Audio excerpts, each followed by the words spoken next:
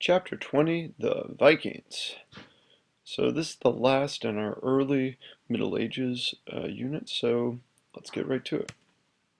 So the Vikings, they're known for a lot of things, and some of those things are inaccurate and some of them are accurate.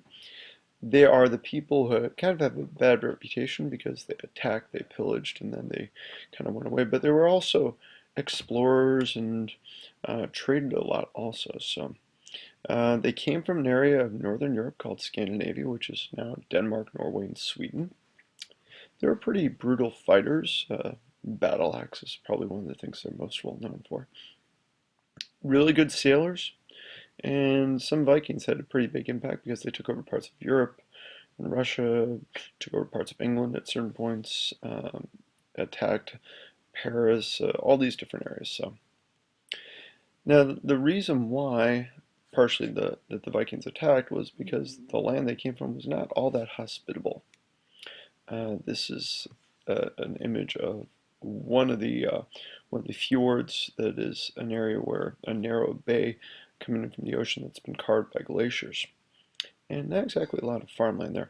Really, the only area that had a lot of farmland was an area called Jutland, which is today Denmark. But there were some forests, so they could build ships, and that's what the ships sort of look like. Vikings built these long, narrow ships that used both sails and oars, so they could go up rivers, they could travel across oceans. They built their ships depending upon how they wanted to use them. So there wasn't a lot of the ship in the actual water underneath the water line if they wanted to travel up rivers. So they could go pretty easily. They could even pick up and carry their ships if they needed to at certain points across sort of the areas of these where rivers meet, and it's sort of swampy in between. They spent a lot of time fishing and trading in the spring and stayed home during the winter because who wants to go out in the winter? Traded lots of different things, lots of different places. Now, some towns started basically because they need to trade goods, but most people lived in small villages around the countryside. People were isolated due to the geography, not sort of like, I suppose, ancient Greece, that there were some areas where people could communicate, but really it was across the ocean that they needed to. Now, Jarls were these military chiefs who were elected or inherited the rights to rule different areas. When Jarl got big enough, he became called a king.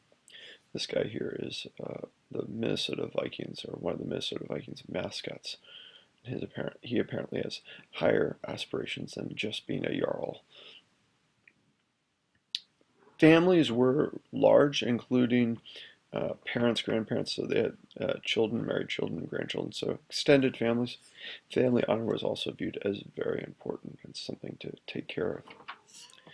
There was Viking warriors who were really sometimes got a little bit over enthusiastic. Get the name Berserk, I guess, from there. Berserkers. Not sure if it was got Berserk from there or Berserkers is what they call it because they were a little bit crazy. But either way, they viewed it as really important for them to gain respect and money and also to please the gods. Vikings were called to battle by lit bonfires, sort of like Lord of the Rings stuff. And the warriors usually wore some armor, but they also fought with axes, swords, and spears. Women were bought from their families on their wedding day and could be sold by their husbands. So not a very progressive society. However, women were able to get divorces and own property and ran the house. So I guess that's a little bit more progressive than some areas. Vikings did not have schools. Instead, people either learned how to keep house or how to fight, and maybe even a little bit of farming or fishing on the side.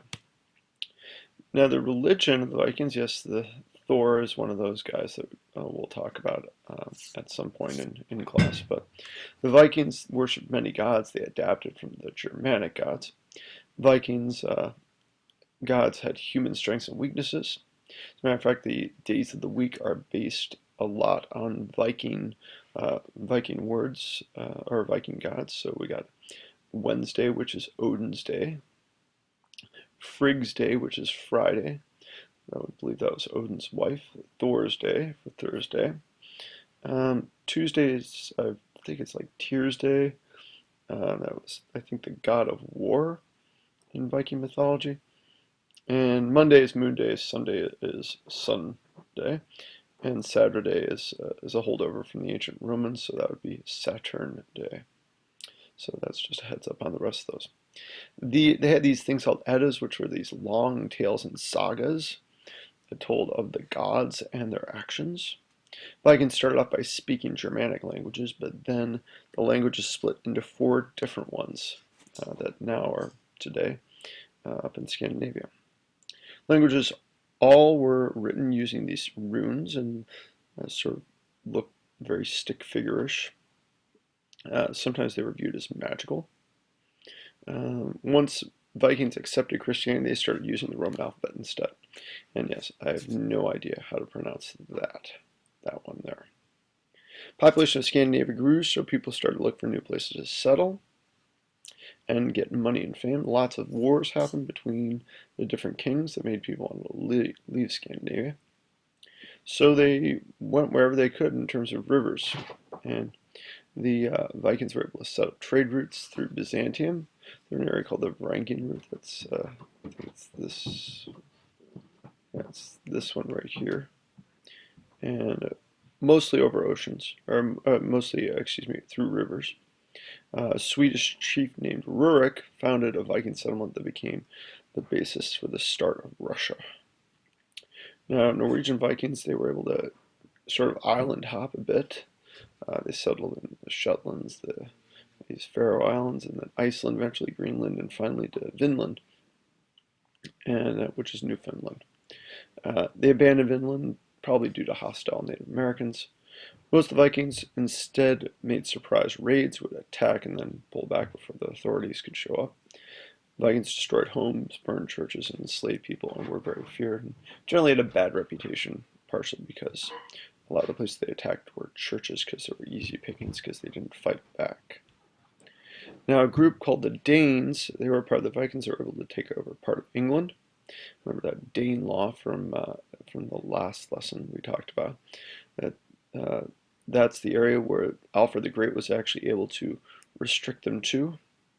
And basically, the Danish king Canute, he defeated the English king Ethelred the Unready, but Canute was a ruler who converted to Christianity, but eventually his line dies out, and we go back to more traditional, I guess, English kings until William the Conqueror shows up.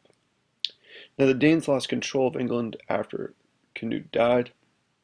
Another group tried to take over Paris, paid off to leave, and then they just kept coming back for more and more money. These Danes settled an area in North France, which came to be called the Norse-Law, and eventually it was called Normandy. If that sounds familiar, that's where the D-Day invasion took place. So that's, I believe, it.